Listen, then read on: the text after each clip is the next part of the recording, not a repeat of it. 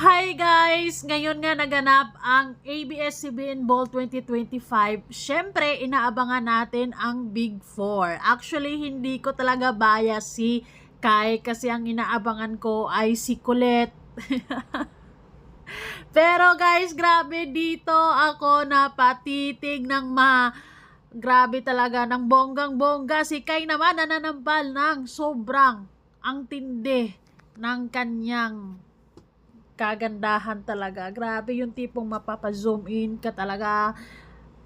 Sobra napapatitig ka ng malala talaga. Grabe guys. So, tingnan nyo naman yan. Ang ganda ng pagka-makeup niya. So fresh. Sobrang young looking.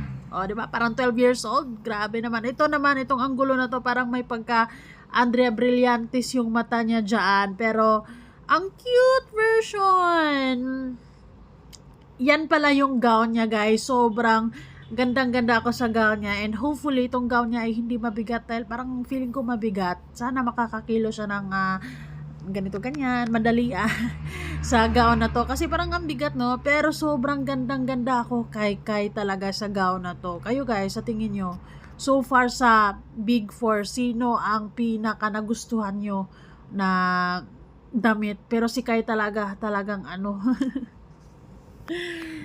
ay, grabe, sobra naman oh. Look at that.